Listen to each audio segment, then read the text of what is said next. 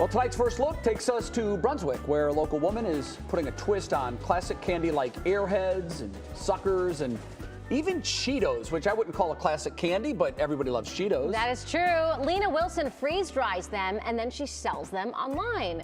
She just launched last fall, so we sent Stephanie Haney for a first look into how it's all done. And Jay and I have been talking about it, Steph. We need this. We want to try these so badly after watching you. Don't worry, we've got some goodies that we'll be sending back to the station for you. I will not leave you empty-handed here. I'm here with the founder of Uncle Crunch, Lena Wilson. This is the machine that's behind this whole operation. It's both cool and very hot. Lena, tell us how this works. Yeah, so the outer drum gets frozen. It gets very cold, but each of the trays here warm up to at least 150 degrees. So while the candy is warming up, it's in a vacuum environment, so it's pulling those molecules out and immediately turning it into vapor. Okay, and so this is a little bit of the before and after here. So tell me, how long, while I try a bite of this, does it take to turn this into this? Yep, so that is a Snickers bar there. And Snickers go into the freeze dryer for about 3 hours. Something fun about the Snickers is chocolate actually does not freeze dry. It's the caramel inside that puffs up very nicely. So that takes about 3 hours. We've got Jolly Ranchers here in the middle. Those take about 6 to 12 hours. I run those. And then over here on the end, we have caramel apple suckers, and those are about the same amount of time.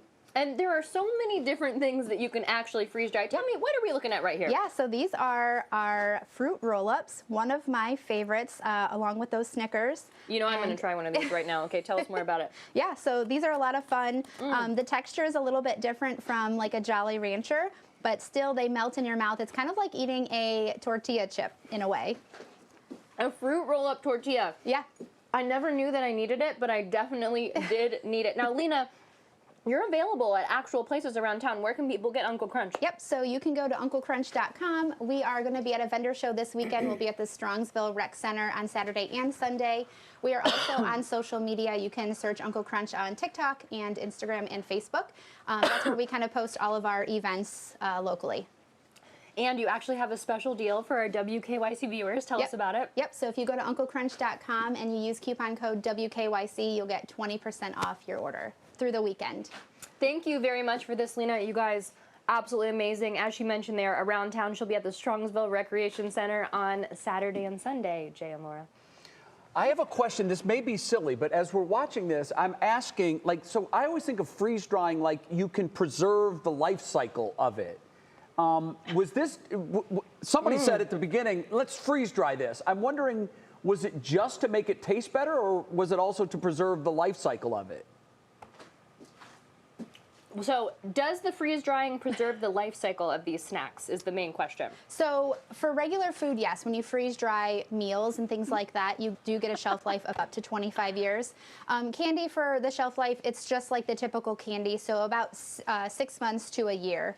I can promise you it won't last that long, Jay, because it's very good and you're not going to want to keep this on the shelf. Who is with you, Steph? Who is that? That's George's hand. George. That's George. You know that's George.